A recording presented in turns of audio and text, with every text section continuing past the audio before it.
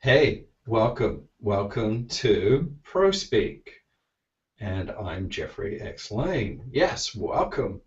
And on ProSpeak today, on this Hangout, we're going to be talking about showing up for the video camera. You know, so if you are a facilitator, a speaker looking to expand your business through video, or you are a Hangout host, or you are a facilitator who has to do recordings, or you do in-house training, this is a must for you. You're in the right place because we're going to talk about what it takes to look good on the camera, to get the message across. I mean, how do you bring energy and engagement to your recording? And why, we're going to talk about why is it so different from a live audience and how you can get better results. And you might be asking yourself, do I even need to do this? To think about it. And of course, we're going to talk about some practical things on how do I work with the camera. I was going to say the calendar. It's been a crazy morning around here, but with the camera. I have two different guests with me today. Well, yes, they are different. People are different. That was silly. But I meant from different backgrounds. We have my delightful friend, Penny Petty, who runs her own Hangout show and who learned this, I think, just by doing and with some instruction from a mutual friend named Michael Lozier. And we have Scott from the Scott Treatment. And Scott is going to be talking about his practical background because he has more practical background from there. So, okay, so we'll go ladies first. Scott, Penny, why don't you tell us about you and your Hangout show? By the way, everyone, that's called Hangout with Penny, and that's on Fridays, Friday evenings. Okay, Penny, off you go. Hi, everybody. Yes, my name is Penny Petty, and I live in Wasaga Beach, Ontario, Canada. And yeah, I have my own Hangout with Penny show every Friday at 8 p.m. And tonight will be episode number 53. So that means for over a year now, I have been on camera with my own show, having a lot of fun and learning a lot as I go. And yeah, it takes a little bit of practice, but when you love what you're doing, it really pays off. Thank you, Penny. Scott, why don't you tell us about the Scott treatment and tell us about you and your experience, because you have a lot of experience to do with cameras. Tell us about it. Well, thank you. And incidentally, thank you very much for having me on your show today. I'm really looking forward to our discussion. I am the Scott in the Scott treatment, and specifically, I take Hangouts on Air and other videos that are produced by real people. So usually they're grassroots videos, people who are bootstrapping themselves on Hangouts on Air and other formats, and I will edit those videos into something that has a higher production value, because usually when someone does a program similar to this, it's like a rough draft, and then instead of taking words and reworking them, what I do is I take a video editor and then I rework that so that the ahs and the awkward moments and those things that are dated material disappear from the show, and it seems to have legs then. It becomes evergreen. But for this show, I also bring my previous life, which was being the manager of the public access studio in Seattle for 20 years, where we would have real people come into our studio and they would produce programs in a studio environment for playback on the local cable channel. So those are the two main things that I think I bring to the film strip this afternoon. Yes, it is just afternoon. Yes, and I forgot to say, and Penny, it's a good reminder, I'm from Victoria, British Columbia, and Victoria is on Vancouver Island, and today it's kind of miserable and cold. It's kind of rainy. It's a cool Pacific Northwest early afternoon. And I had an interesting morning, and it's kind of how it goes sometimes. So, a bit about me and what I do. I teach presentation power, which is both a workshop, physical, where you can come and join me in the workshop and you get to present, you get to do your thing. and it's also online. Although we haven't released that yet, it will be online very soon. Okay, so let's get into the cold eye of the video camera that is staring at you. How do you engage with this? I mean, I'm actually pointing right at the camera. How do you engage with it? What did you do? So I'm just going to throw it up, jump in. Penny, how did you start with this? Well, the whole premise of my show is to be like you're in my living room having a glass of wine with me, and then we talk about the things we want in life. And so how I connected with the camera is when I'm talking to friends in my home, I'm looking in their eyes. So when I look at the camera, in my mind, I'm looking into the eyes of my audience. I'm looking into the eyes of my friend I'm speaking with. So that's my connection to who I'm talking to, is the eye of the camera. So that's the eye of my So for you, it's an emotional connection. Yes. That you drive through because it feels friendly. You just imagine that it's your friends on the other end of the camera. Would you imagine? Now, one of the things that I got early was to take a piece of paper, fold it. I was looking for it. I can't find it. Fold it. And I put a smiley face on it, and I stuck it on the top of the camera because for me, who's been a workshop leader most of my life, the idea of trying to do this through this little medium it drove me crazy. Now, Scott, you've had some very different things. So what do you do with the cold eye of the video camera? Because when I see you on Hangouts and you participate in them, you always seem so laid back and quiet and friendly. I think, well, how does he do that? So how do you do that? Well, I'll tell a little story. I got started on Hangouts on Air, and with a friend, did 4 or 5 of them without telling anyone. We just did the Hangouts on Air live, and a fellow Canadian of yours, Ray Hiltz, happened to catch us in one of the Hangouts that we had. And I didn't let anyone know about it because I wanted to edit them down so that they would be just picture perfect. And he called up and engaged me, and he said, I love what you're doing. And he saw the rough draft that I was talking about before. And because I didn't think that anyone was going to be seeing me, I was just kicking back. I was relaxed. I was having fun with Jess, those sorts of things, because if I knew if I made a mistake, I would be editing it out.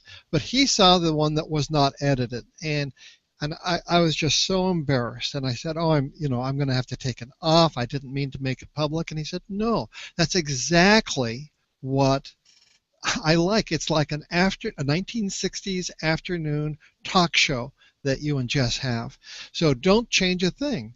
And I went, tick, tick, tick for just a few minutes, and I made a commitment that I was just going to try and be myself on these Hangouts like I was when I didn't think anyone was watching, and then just let the chips fall where they may.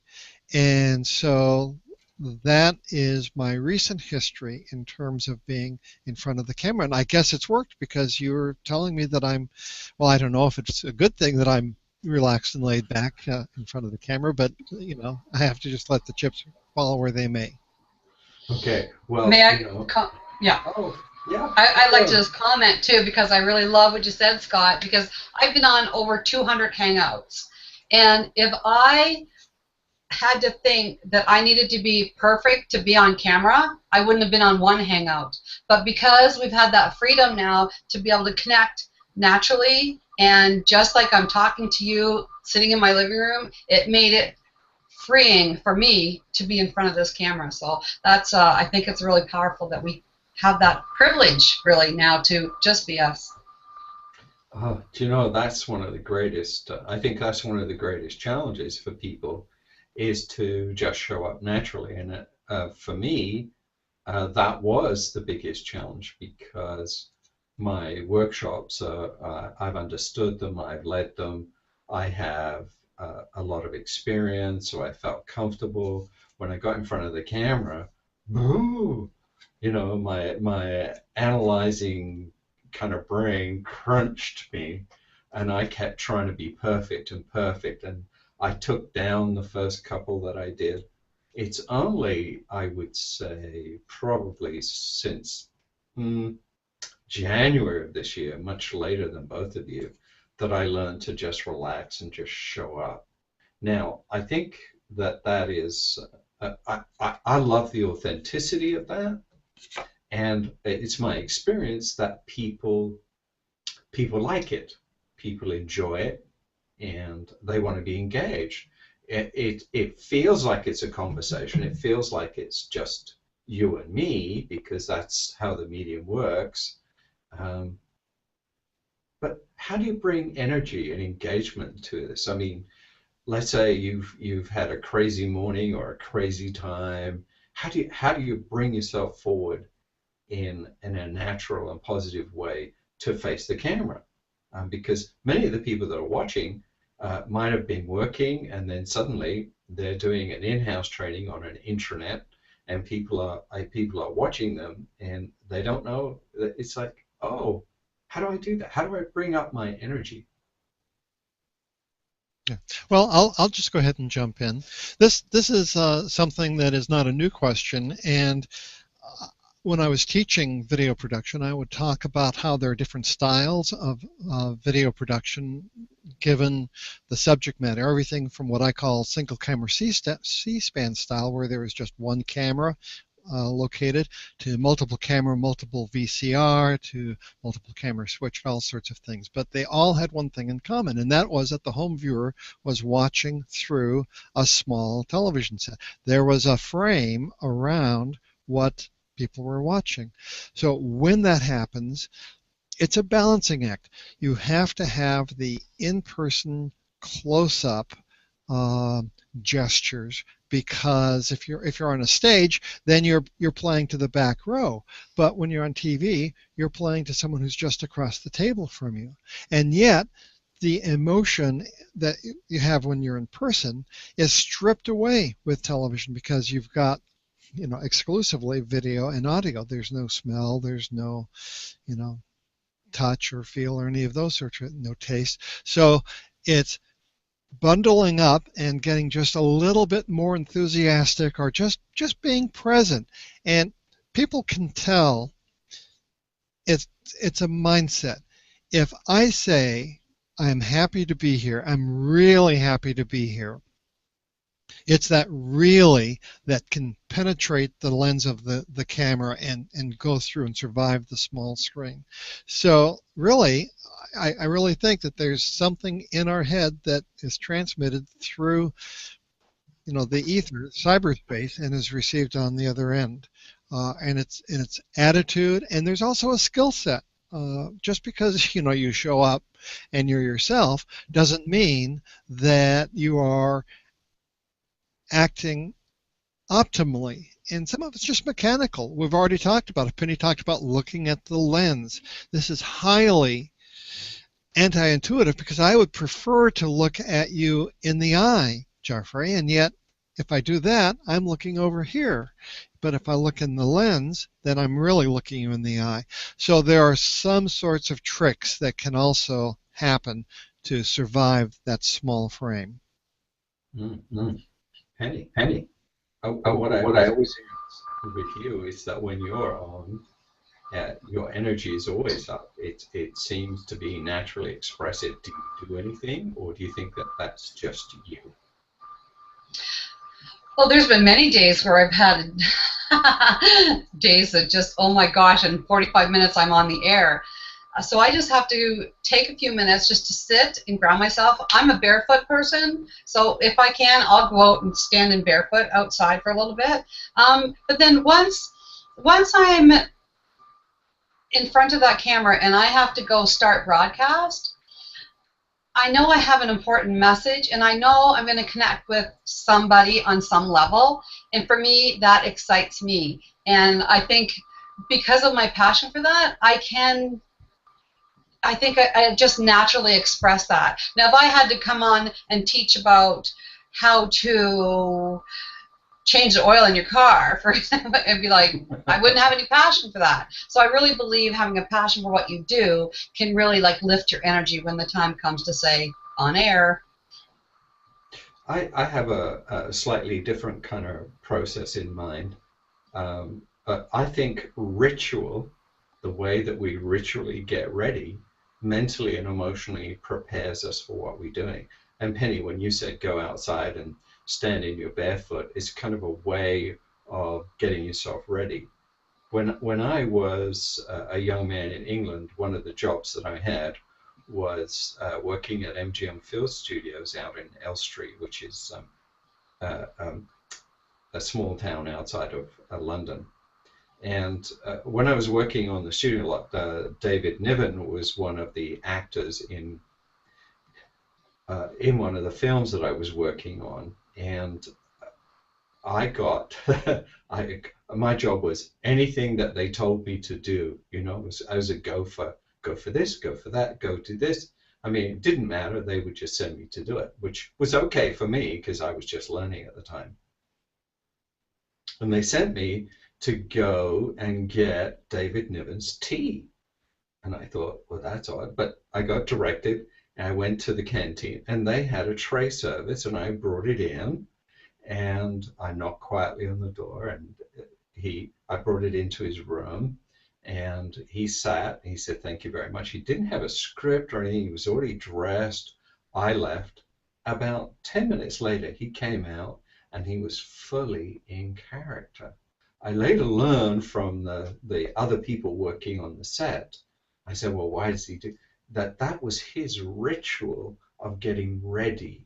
He would have a cup of tea, think about the character, get in the character, because he'd already done the work of what he was going to say and how he was going to say it. What he needed was a little ritual to get into character. And it was kind of, in a way, it was kind of spooky to watch, because as soon as he came off the set, he'd take a couple of deep breaths and he was out of character. And you literally could see it. So I think ritual, getting ready, that's really helped me.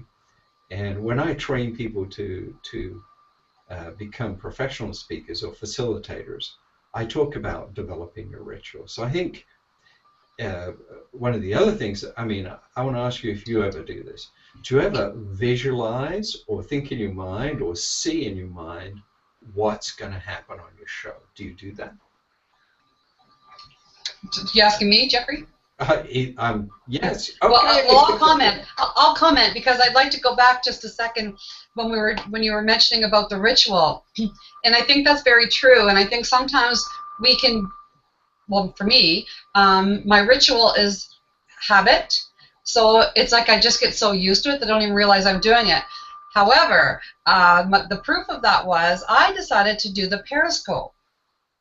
And I tell you, it was a totally different thing. Like with my Hangouts, I could just do it beautifully. I got to the Periscope. I didn't follow that same ritual that I did when I would get ready for my Hangouts. And frankly, I bombed. I bombed doing Periscope.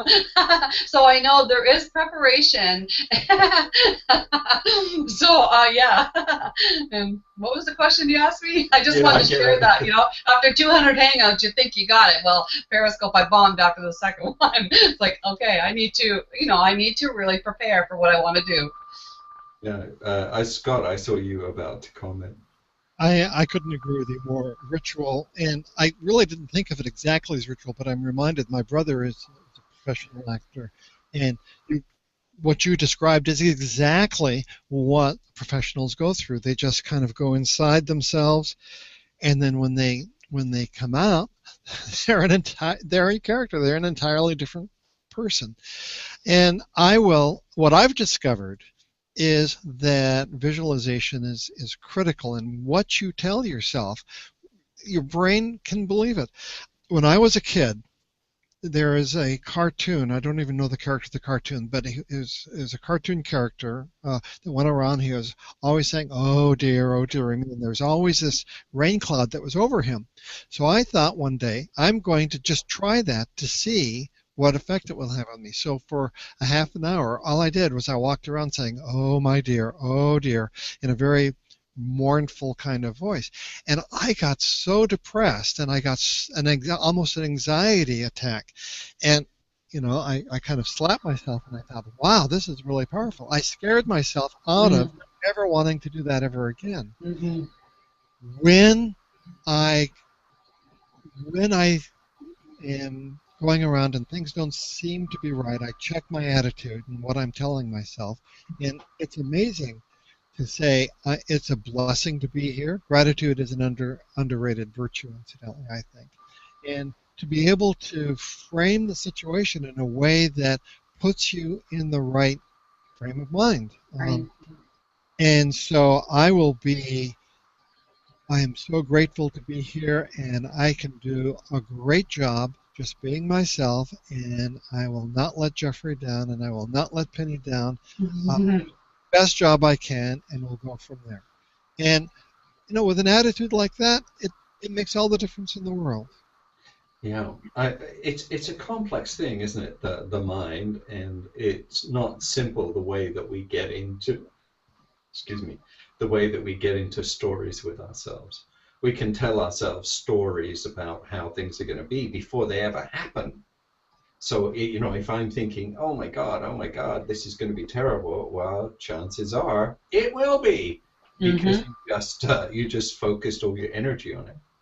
However, it's also, I think, incredibly important that people feel comfortable. So one of the ways that I train people to get comfortable on a stage, or in fact in front of a camera, is to have them feel comfortable.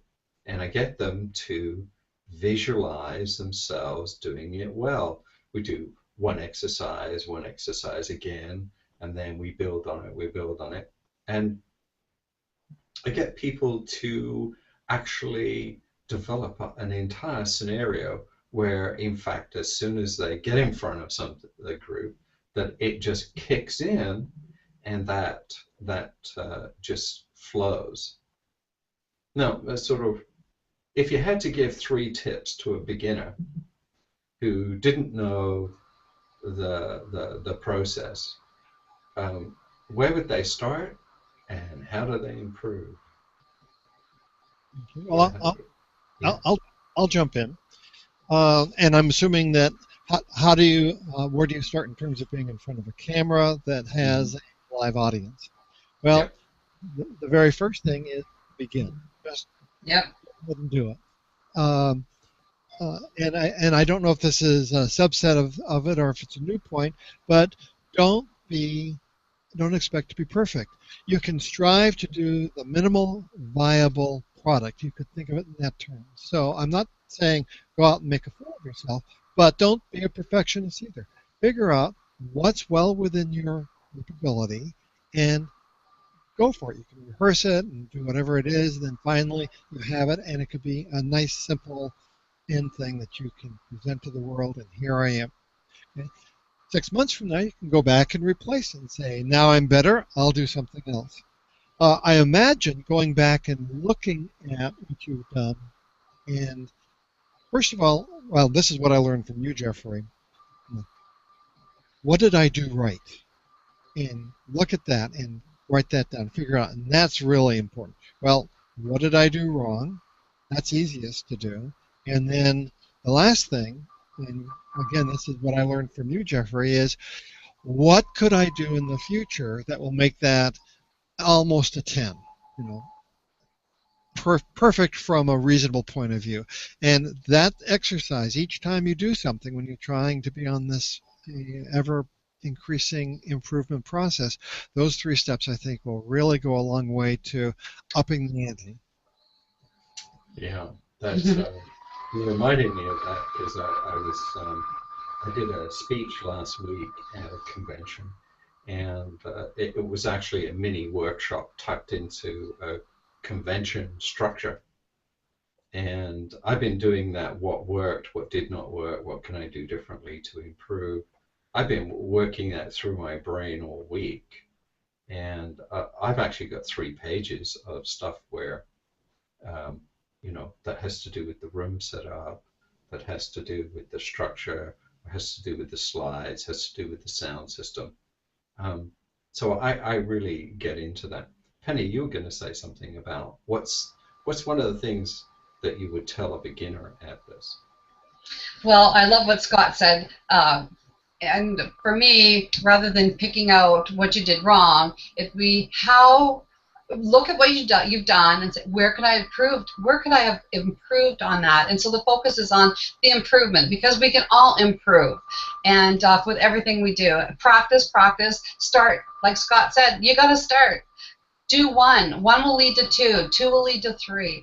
And one important thing is, many times, pretty much at one point in time, many of us have froze. And it's like, what do we do now? It's okay to say, oh my gosh, I just lost my train of thought. It'll come back to me. And then just pick up with something else rather than trying to remember, oh, what am I supposed to say right now? It's okay to say, oh, I just lost my train of thought. We'll pick that up later and then carry on. People are forgiving.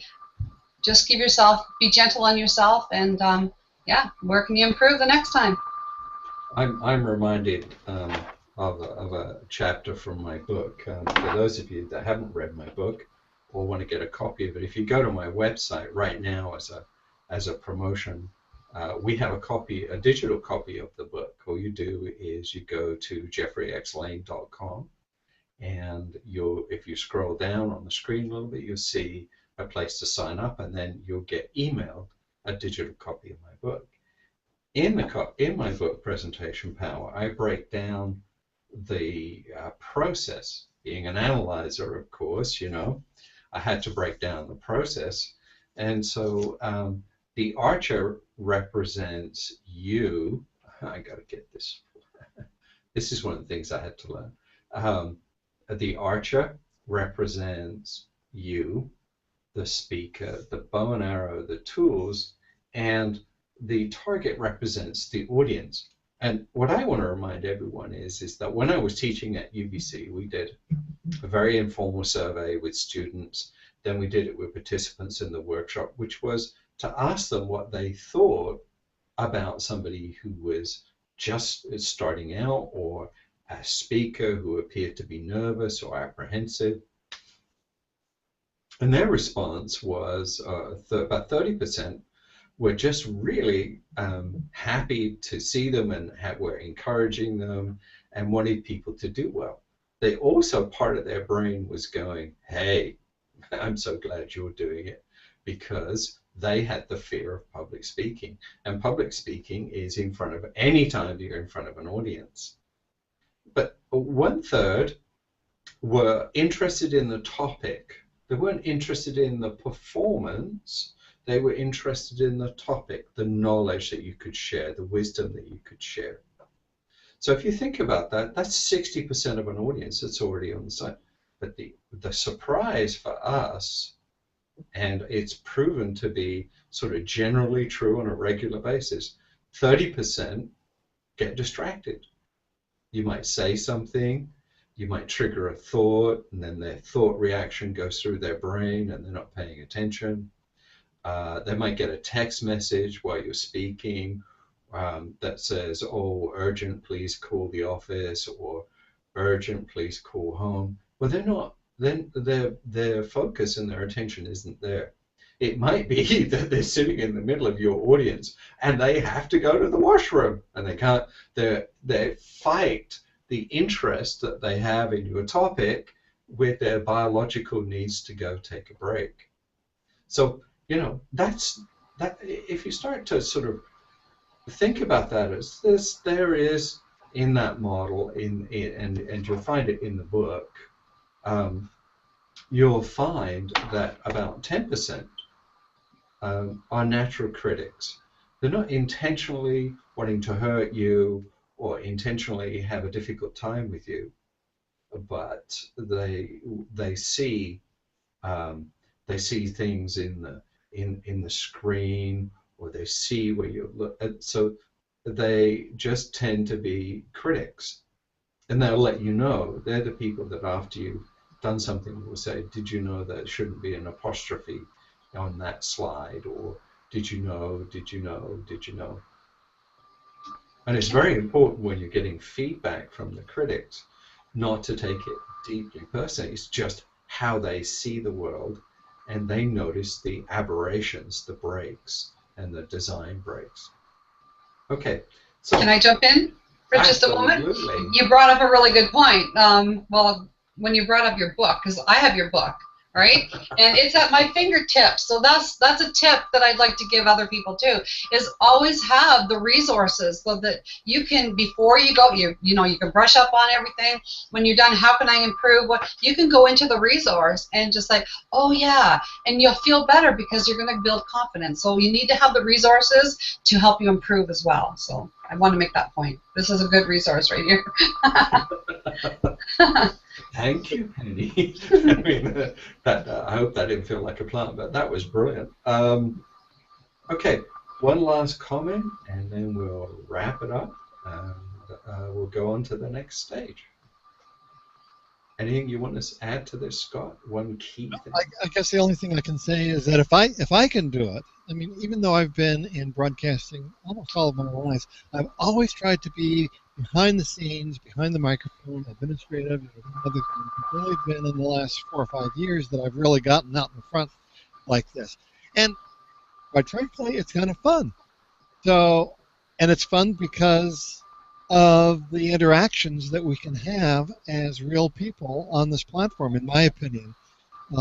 So I just think that we're in an exciting new era. The 21st century is just a panoply of opportunities out there, and it's a 21st century skill to be able to develop how to be as natural, as you say, show up in this medium, as important as it was last century, you know, to be able to show up in person. I really agree with that. I think the way that we show up now is so different, and the depth and knowledge of each person and their understanding and their educational level is so different from, let's say, the 1900s to now 2000. I think it's radically altering many aspects of communication. Any last comments? Well, I love what Scott said. He said, if I can do it, and even though he had this in his background, I didn't have this in my background. So really, if I can do it, I started a couple of years ago as a regular on the Hangout with Michael show, and there was a point in time where he asked me to speak, and I froze. It's like, oh, I didn't say anything. But we just, well, how can I improve on that? And 2 years later, 200 shows later, yeah, if I can do it, so can you. Anybody that has an interest in this, you can do it. Okay, all right. So I'm going to wrap up with that. I think this medium of working with the camera is going to become so plebeian, so everywhere with our smartphones and with our laptops, with studio work, that it's going to be, I'm going to make a prediction. I think that this is going to overtake in many ways many of the traditional training processes, many of the traditional ways that we've done things. I think this is a medium that, whether we like it or not, it's kind of get used to it. That's part of it. Well, get used to it. Do as Penny says, get involved, get there. And as Scott says, well, if I can do it, you can do it. One of the things that I discovered that as a workshop leader, it did take transition. I did have to learn a new methodology. I did have to learn a new way of doing it. And I still find myself learning in this medium. Anyway, so, well, thank you very much, Penny. Thank you very much, Scott. Don't forget to look at the Scott treatment and hang out with Penny. You can find them on Google+. You can just type it in the search bar, and you will find them, because they both have valuable things. And if you have a sense of humor and you want to enjoy a relaxed kind of show, both of them are kind of fun that way. And that's good. And I'm waiting for an invitation to get on Penny's evening show again, because we had some great conversations. Hint, hint. Well, let's do it right now. May Oh. 8th. Sure. What's next Friday? I'm open. You're open next Friday. Okay, I'm in next Friday. Oh, God. What is it, the 16th, I think? All right. Is it? Okay. I'm on the 16th. You're in. All right. So look, see what happens when you say things, manifest results. We can take a break before the next ProSpeak comes up. We're going to miss a week. We're doing some preparation for some strategies and some things. So don't worry if you don't hear. I am going to be letting you know. If you've subscribed, you'll get a notice about when the next ProSpeak is going to be up.